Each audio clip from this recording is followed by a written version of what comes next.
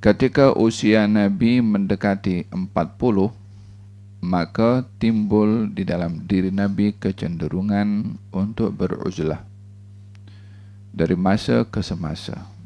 Dan Allah Subhanahu wa taala meletakkan kenyamanan di hati Nabi untuk berada bersendirian di Gua Hira, yakni beruzlah di Gua Hira. Wa Hira jabal yaqa fi janib al-shimal al-gharbi min Makkah. Posisi atau lokasi Gua Hira itu berada di bahagian utara, bahagian barat daripada Mekah. Fakana yakhlu fihi, dan baginda Rasulullah bersendirian di dalam Gua Hira. Wa ta'abbad fihi layali dhawatil adad, berhari-hari baginda di situ. Fataratan asyrah wa taratan akthar min dhalika ila syahr. Kadang-kadang berada di Gua Hira selama 10 hari, lepas itu balik lagi ke rumah, balik lagi ke Gua Hira. Kadang-kadang satu kali pergi selama 1 bulan tak turun-turun, berada di Gua Hira. Naam. ثم يعود إلى بيته فلا يكاد يمكث فيه قليلا حتى يتزود من جديد لخلوة أخرى ويعود الكرة إلى غار حراء وهكذا إلى أن جاء الوحي وهو في إحدى خلواته تلك. Dan begitu keadaan baginda Rasulullah berterusan, berbekal daripada rumahnya, pergi Gua Hira, selesai balik lagi ke rumahnya, ambil bekal, kembali lagi ke Gua Hira, sampailah wahyu turun kepada baginda Rasulullah SAW, yaitu Iqra bismi rabbikal ladzi khalaq. Nah, jadi Asy-Syaikh di sini ada mengatakan tentang perjalanan baginda Rasulullah sebelum diangkat menjadi nabi, dipersenangkan untuk berkhalwah. Berkhalwah maksudnya seorang yang dia melapangkan masanya untuk menyibukkan diri dengan Allah. Oleh sebab itu dikatakan khalwah daripada kata khali, khala yakhlu, bermakna khala itu sunyi, kosong. Dan khalwah ini bila diartikan ianya orang yang melapangkan masa untuk bersama dengan Allah Subhanahu wa taala, bukan bermakna kalau dikatakan khalwah orang pergi ke tengah-tengah padang pasir atau pergi ke gunung atau pergi ke gua contohnya, hanya dengan gambaran seperti itu saja berkhalwah. Tidak. Orang berkhalwah hatta di rumahnya boleh berkhalwah bila melapangkan masa untuk bersendirian dia dengan Allah Subhanahu wa taala. Maka ia juga dikatakan sebagai khalwah atau uzlah. Berkhalwah atau beruzlah. Namun kebiasaan orang itu berkhalwah, pergi ke gua, pergi ke gunung, pergi ke tengah-tengah padang pasir di mana di situ tidak ada orang, karena ianya lebih membantu kepada orang itu untuk tidak disibukkan dengan hal-hal yang mengganggu khalwahnya. Kalau di rumah, walaupun sudah disediakan masa, walaupun bersendirian, tapi apa saja boleh terjadi. Keluarganya datang, anaknya, mungkin suaminya atau istrinya, atau yakni mudah untuk mendapatkan gangguan bila berkhalwah di rumah. Tetapi boleh juga kalau seorang boleh melapangkan masanya untuk berkhalwah. Dan sebagian para arifin ketika berkhalwah di rumahnya, masuk dalam bilik tutup. Di situ dia banyak menghabiskan masa untuk beribadah, berzikir kepada Allah tanpa diganggu oleh apapun juga. Tidak keluar kecuali hanya untuk melaksanakan apa yang wajib, seperti salatul Jumaah dan lain-lainnya. Selebihnya dia bersendirian dengan Allah.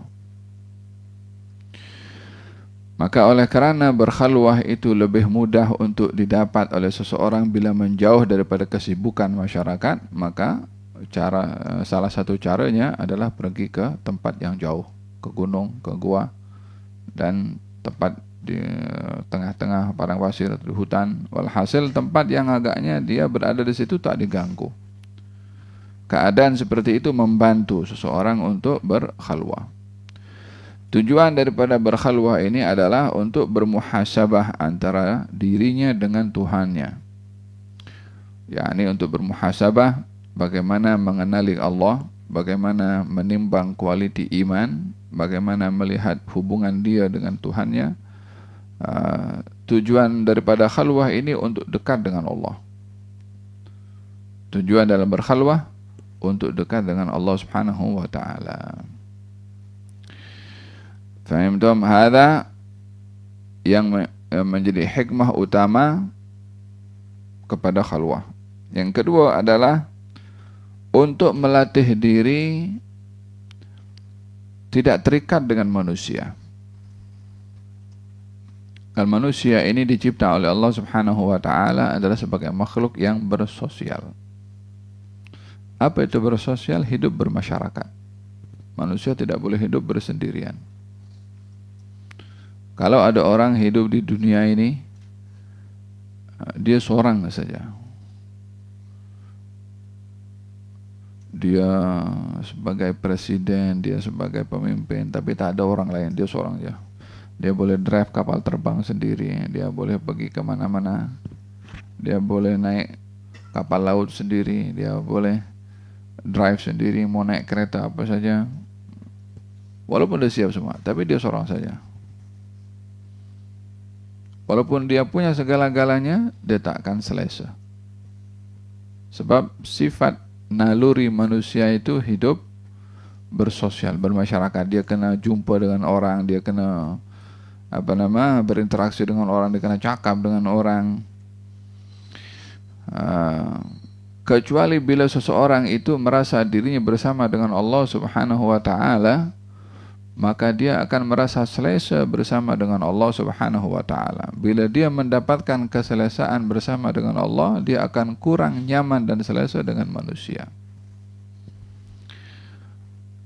Jadi hikmah yang kedua daripada berkhalwah ini adalah untuk melatih diri merasa nyaman dan selesa dengan Allah, dan melawan untuk tidak bersama dengan manusia, walaupun sifat semula jadi manusia itu adalah berinteraksi dengan manusia yang lain. Oleh hadza katanya Sayyidatuna Rabi'ah Al-Adawiyah, seorang perempuan salihah, namanya Rabi'atul Adawiyah. Katanya, walaitaka tahlu wal hayatu mariratun, walaitaka tarla wal anamu ghidabu, وليت الذي بيني وبينك عامر وبيني وبين العالمين خراب إذا صح منك الود يا غاية المنى فكل الذي فوق التراب تراب وليتك تحلو والحياة مريرة. Yani mengungkapkan perasaan dia dengan Allah, ya. Andailah hidup ini walaupun penuh dengan kejadian-kejadian yang pahit, yang penting aku dengan engkau ya Allah adalah hubungan yang manis.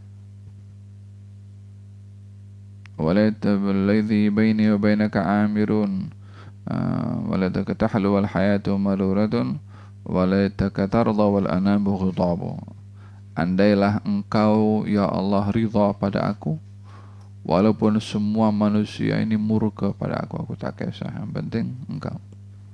Sudah tak peduli dengan manusia yang lain, sebab sudah dia merasa dekat dengan Allah dan rapat dengan Allah dan nyaman dengan Allah, sehingga dia kurang nyaman dengan manusia. Tak peduli manusia mau marah, manusia mau menilai negatif, manusia mau kucil, mau pulaukan, manusia mau tak pedulikan, dia tak peduli. Yang penting Allah Subhanahu wa taala. Walaitalladzi baini wa bainaka amirun, andailah hubunganku denganmu ya Allah adalah makmur, terjalin selalu. Wa baini wa bainal alamin kharabu, walaupun hubunganku dengan manusia hancur, aku tak peduli. Yang penting hubungan dengan Allah baik. Idza sahha minkal wuddu ya ghayatal muna, kalau aku dapat rasa cinta daripada engkau, wahai tujuan yang sangat aku cari, yaitu kecintaan dari Allah. Faqulul ladzi fawqa turabi turabu, semua yang ada di atas tanah pasti akan mati juga. Maknanya tak ada apa-apa yang berkesan di atas muka bumi ini selain daripada orang punya hubungan baik dan elok nyaman dengan Allah Subhanahu wa taala. Dengan demikian mereka para arifin dalam hidupnya akan merasa nyaman dan selesa kalau punya hubungan baik dengan Allah. Dan salah satu cara punya hubungan baik dengan Allah melalui berkhalwah. Karena dia menghabiskan waktunya untuk Allah, tafakkur tentang Allah, tentang keajaiban ciptaannya Allah, bertafakur tentang keagungannya Allah, bertafakur tentang nama-namanya Allah, bertafakur tentang sifat-sifatnya Allah. Tafakkaru fi khalqillah wa la tatafakkaru fi dzatillah, atau dalam riwayat lain tafakkaru fi alaillah, bertafakkurlah kamu akan nikmat-nikmatnya Allah, maka dan janganlah kamu bertafakur tentang zatnya Allah. Faham tom? Dalam kita bertafakkur melalui khalwah, khalwah itu adalah untuk bertafakkur, akan melahirkan macam-macam faedah dan buah dalam bertafakkur. Bila kita bertafakkur tentang Allah Subhanahu wa taala pada sifatnya, maka sifat Allah akan terbagi kepada dua bahagian. Ada sifatul jamal, ada sifatul jalal. Sifat yang indah dan sifat yang agung. Sifat yang indah adalah sifat-sifat yang menunjukkan sifat-sifat yang menjadi harapan kepada makhluk. Seperti sifat Allah yang Maha Pengampun, seperti sifat Allah yang Maha Mengasihi, seperti sifat Allah yang Maha Pemurah, seperti sifat Allah yang Maha Lembut. Sifat-sifat ini adalah sifat-sifat yang menjadi harapan kepada manusia, kepada makhluk mukallaf. Setiap manusia dalam bermuamalah dengan Allah ingin disayang oleh Allah, ingin dikasihi oleh Allah, ingin diberi oleh Allah, ingin diberi kelembutan oleh Allah. Jadi hal-hal yang diinginkan oleh manusia kepada Allah yang dapat diambil daripada sifat Allah, maka sifat itu namanya sifatul jamal, sifat yang indah. Jadi bila seseorang berkhalwah, bertafakkur tentang sifat Allah yang Maha Pengampun, maka yang dipikirkan oleh dia, aku ingin mendapatkan ampun dari Allah. Dia akan mengingati dosanya, dia akan mengingati kekurangannya, maka dia bertafakkur tentang sifat Allah untuk sifat jamal pada Allah, untuk mendapatkan hikmah yang jamal juga pada sifat tersebut untuk dirinya. Sama juga bila seseorang bertafakkur tentang sifat Allah yang jalal. Sifat jalal maksudnya sifat yang agung. Al-Jabbar yang maha perkasa, Al-Qahar yang maha kuasa, Al-Muqtadir yang maha mampu untuk menentukan, Al-Muntaqim yang maha berkuasa untuk menghukum. Ini sifat-sifat jalal yang menunjukkan agungnya Allah. Maka akan lahir pada diri manusia bertafakkur tentang sifatul jalal, sifat yang agung, untuk rasa gerun pada Allah, takut pada Allah, tidak mahu menyimpang daripada perintah dan larangannya Allah. Karena takut, ini sifat yang agung pada Allah Subhanahu wa taala. Di dunia ini kalau orang mau jumpa dengan orang yang dikenali dengan dia orang yang mungkin yang zalim atau orang yang kejam, orang yang dikenali dengan al-batash, suka menghukum kepada orang. Maka dalam ini kalau dapat panggilan jumpa dengan orang itu, orang sudah gemetar dulu, takut. Coba orang dapat itu dapat panggilan daripada polis, dapat surat daripada polis. Tengok surat dia pun dah gemetar, apa salahku ni? Baru manusia panggil kita. Mungkin polis tu ajak minum kopi. Tapi karena surat tu saya dipanggil oleh polis, panggil ISA contohnya kan. Orang sudah takut dulu. Ada baru manusia yang ada kedudukan yang namanya polisi. Karena polisi ini punya kekuatan untuk menghukum kalau orang itu bersalah. Maka dia sudah takut dulu ketika dipanggil, takut kena hukum, takut ada sabit kesalahan. Demikian bila seorang bertafakur tentang sifat yang agung pada Allah Subhanahu wa taala, maka dia ada punya rasa gerun. Dengan begitu dia istiqamah. Oleh sebab itu dalam kita ini bertafakur tentang sifat Allah karena seimbang antara sifatul jamal untuk kita mendapatkan kebaikan dari Allah dan sifatul jalal untuk kita tidak melanggar apa yang diperintahkan oleh Allah karena rasa takut kita kepada Allah Subhanahu wa taala. Fahimtum? Ada hikmah pada buah pada tafakkur. Orang bertafakkur tentang Allah berfirman, wa fi anfusikum afala tubsirun, dan pada diri kamu hendaklah kamu bertabassur, bertafakkur, berfikir tentang diri sendiri. Sanurihim ayatina fil afaq wa fi anfusihim hatta yatabayyana lahum annahu al-haq. Kami akan tunjukkan keagungan Allah Subhanahu wa taala fil afaq, dalam ufuk ini, dan pada diri mereka sendiri, sehingga jelas bahwasanya Allah itu adalah yang maha benar. Bertafakur tentang planet, bertafakur tentang angkasa, bertafakur tentang matahari, bertafakur tentang bulan, bertafakur tentang bintang dan macam-macam ciptaan Allah di angkasa ini. Kalau kita melihat berapa bilion ciptaan Allah di atas ini, kita tengok macam tak nampak, mata kita terhalang. Kalau kita nampak bagaimana itu kamera yang canggih itu mengambil bagaimana gambar di atas dengan indahnya lampu-lampu, seperti lampu, padahal itu bintang yang masing-masing besarnya luar biasa dengan jumlah yang tak terhingga, jumlah bilangannya penuh, sehingga bila melihat orang boleh tercengang, subhanallah, siapa yang bagilah itu bintang boleh bercahaya itu di tengah-tengah, padahal bintang itu ada di atasnya matahari. Kalau kita sini bercahaya karena nampak matahari, yang di atas matahari macam mana? Faham? Dan berfikir tentang diri sendiri. Ya kan, kita punya otak di atas ini, kita punya mata ini. Macam mana begitu diberi mata oleh Allah Subhanahu wa taala, kita punya mata boleh lihat sini.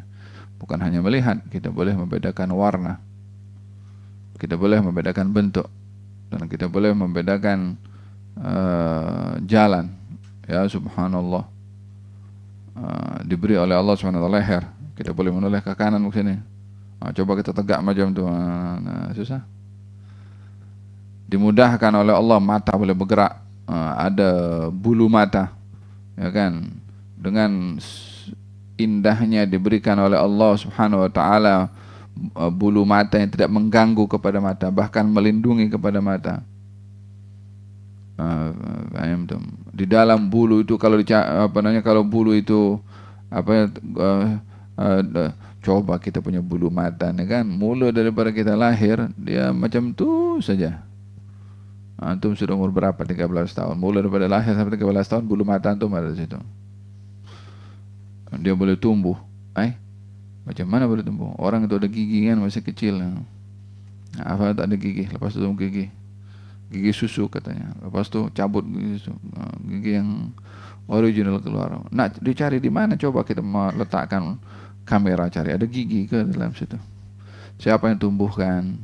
Siapa tumbuhkan bulu mata ini? Orang cukur rambut ini kan habis setelah umrah ke, setelah haji ke, boleh tumbuh lagi, lebat lagi rambutnya, warnanya hitam. Di dalam tu ada color ke bagi kita punya color. Pun nampak sebelah sana di luar, di Eropa itu sebagian orang rambutnya warnanya warna kuning. Ada yang warnanya warna merah contohnya. Ada color ke di dalam otak ini, boleh ada yang mewarnai rambut. Siapa yang kasih warna? Siapa yang bentukkan rambut itu jadi rambutnya keriting atau rambutnya lurus, atau siapa yang bagi semua itu? Kilang mana yang bikin?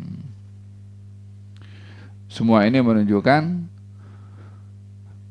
keajaiban yang ada pada ciptaan, yang menunjukkan keajaiban dan keagungannya Allah Subhanahu wa taala. Ini yang menjadi wasilah kepada manusia bila bertafakkur akan nikmat-nikmat Allah, makhluk-makhluknya Allah. Tujuannya adalah untuk membesarkan kepada Allah Subhanahu wa taala.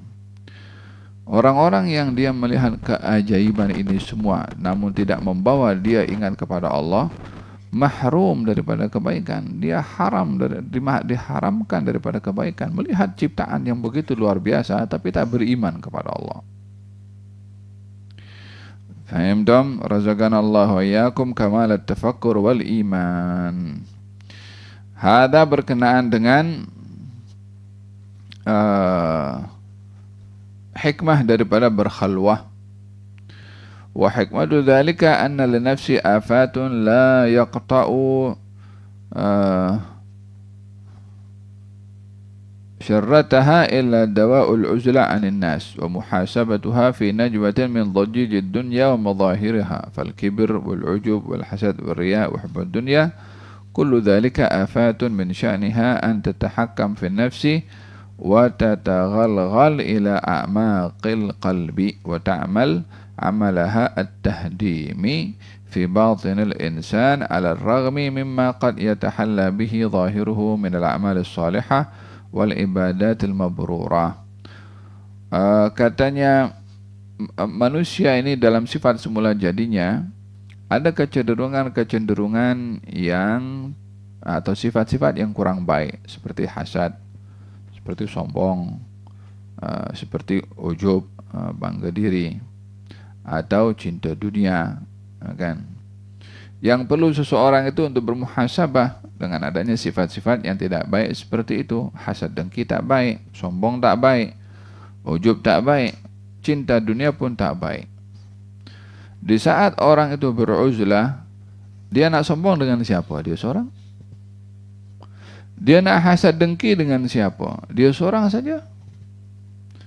Dia nak cinta kepada dunia macam mana? Dia tertutup dengan kesibukan, tak ada interaksi dengan apapun juga.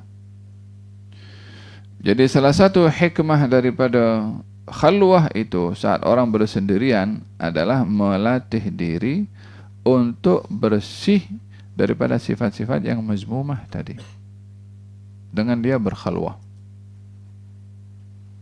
Nah, ada beberapa hal yang terkait dengan keutamaan di dalam berkhalwah. Nah, dan tentunya dalam berkhalwah ini seseorang mesti diiringi dengan iman kepada Allah Subhanahu wa taala. Bukan hanya sekedar bersendirian sahaja tanpa diiringi dengan iman. Karena tanpa iman dia hanya fokus kepada dirinya tanpa fokus kepada bahagian dirinya bertuhan. Orang kalau hanya mengenali dirinya, iya saya banyak kurang, dia akan perbetulkan dirinya, tapi dia tidak merasa bertuhan kalau dia tidak beriman. Dengan demikian dia memperbetulkan diri pada bahagian yang paling penting untuk diperbetulkan, yaitu iman kepada Allah yang menciptakan segala-galanya, termasuk menciptakan dirinya. Kalau tidak wujud, maka tak ada makna dia kenal kepada dirinya.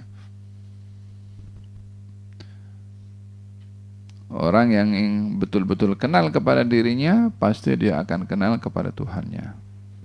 Man arafa nafsahu, arafa rabbahu. Orang yang kenal kepada dirinya, maka kenal kepada Tuhannya. Maksudnya kenal kepada diri sebagai hamba, mesti kenal kepada Tuhan sebagai pencipta. Tak mungkin dia menjadi hamba ada dengan sendiri. Mesti ada yang menciptakan. Naam. Wa baginda Rasulullah SAW di usia yang sudah menghampiri 40 tahun, Nabi dipersenangkan oleh Allah Subhanahu wa taala untuk berada di Gua Hira. Pernah pergi Gua Hira? Yang pernah pergi umrah atau begitu sukar untuk menaiki ke atas dan menghabiskan masa yang lama untuk pergi naik ke atas. Bila sampai di atas hanya ada ruang kecil saja. Mungkin kalau masuk ke dalam itu mungkin hanya seorang saja. Kalau nak solat berjamaah mungkin bolehlah 2 orang kot. dan bila berada di Gua Hira boleh nampak Ka'bah. Boleh nampak Ka'bah. Dan di situ baginda Rasulullah sallallahu alaihi wasallam bila berkhalwah dan bila salat menghadap kepada Al-Ka'bah nampak daripada Gua Hira. Naam. Bila bertafakkur bila bertafakkur nampak ke arah Al-Ka'bah. Dan dihabiskan berhari-hari oleh baginda Rasulullah berada di Gua Hira, dan bila habis bekal maka baginda akan kembali untuk mengambil bekal dan kembali lagi ke Gua Hira. Ada kalanya Siti Khadijah yang menghantarkan bekalan itu kepada baginda Rasulullah sallallahu alaihi wa ala alihi wasallam sampailah turun wahyu. Jadi permulaan Nabi berkhalwah umurnya mendekati 40, belum masuk 40. Di saat usianya masuk 40 tahun barulah Nabi menerima wahyu, Iqra bismi rabbikal ladzi khalaq. Nah, kita akan bahaskan tentang turunnya wahyu pertama kepada baginda Rasulullah sallallahu alaihi wasallam pada pertemuan yang berikutnya, bagaimana wahyu turun kepada baginda Rasulullah sallallahu alaihi wasallam. Nah, daripada sini kita perlu mengambil hikmah perlunya kita untuk ada masa berkhalwah dengan Allah. Sebagaimana saya katakan, tidak semestinya orang berkhalwah itu pergi ke gunung, pergi ke padang pasir, tapi perlu ada masa untuk kita berkhalwah dengan Allah. Macam mana? Hatta di atas sajadah kita, hatta di bilik kita, hatta di musalla kita. Lapangkan satu masa untuk bersama dengan Allah dengan bermuhasabah, sebagaimana saya katakan. Tafakkur tentang diri sendiri. Siapa saya, apa yang saya dah buat, apa tugas saya kepada Allah, apa yang Allah mahu kepada saya, sejauh mana saya tunaikan apa yang Allah mahukan kepada saya.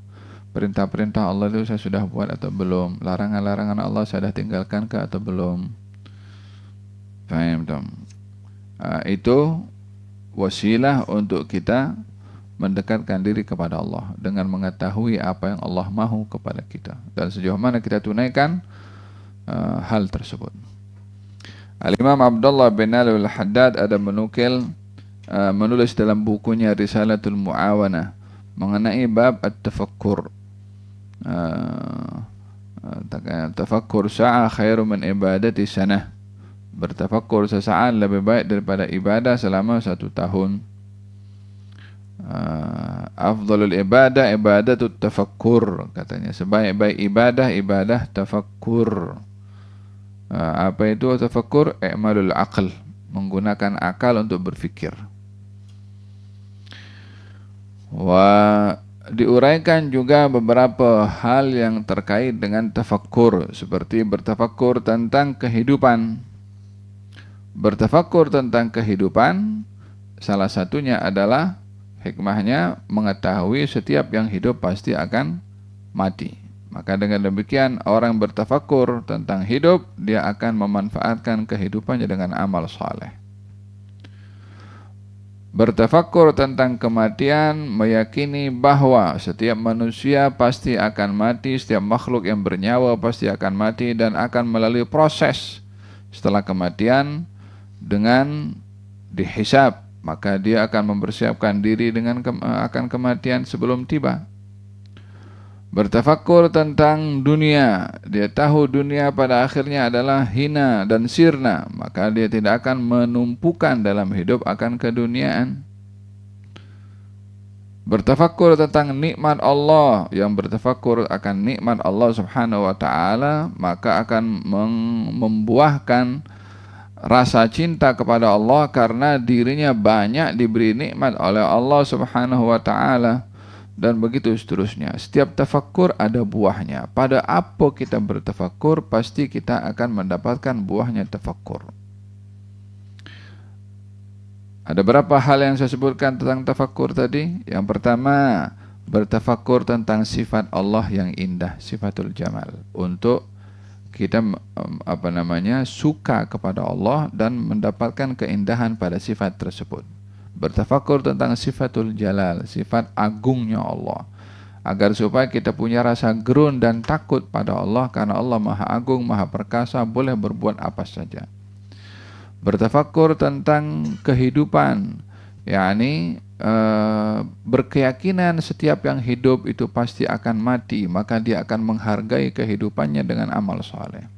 Bertafakur tentang kematian, yakni mengingatkan kita bahwasanya kita akan pergi daripada tempat ini dan kita akan menghadapi proses yang berikutnya, maka dia akan mempersiapkan diri untuk musafir ke alam itu. Bertafakur tentang nikmatnya Allah, tentang nikmat sehat, nikmat anggota tubuh badan yang sehat, nikmat teman, nikmat ilmu, nikmat guru, nikmat tempat, nikmat keluarga, dan macam-macam nikmat yang Allah Subhanahu wa taala kasih. Kita mesti melihat kepada nikmat itu bukan sekedar nikmat untuk kita guna, tetapi melihat siapa yang bagi kepada saya itu nikmat tersebut, untuk saya sayang dan hormat kepada yang bagi kepada saya. Walihada ahibbullah lima yaghdhukum bihi min ni'amih. Cintailah Allah karena memberi nikmat kepada kamu. Yaitu bertafakur dengan nikmat agar supaya kita bersyukur dan suka kepada Allah Subhanahu wa taala. Wa hakadha, setiap kali tafakur mesti ada buahnya. Ambillah peluang dalam masa-masa ini untuk kita bertafakur hatta 10 menit. Subhanallah, subhanallah. Jangan disibukkan dengan yang lain. Paham dong? Supaya kita mengambil bahagian daripada apa yang disukai oleh Rasulullah dalam bertafakkur dan juga berkhalwah bersama dengan Allah Subhanahu wa taala. Naam.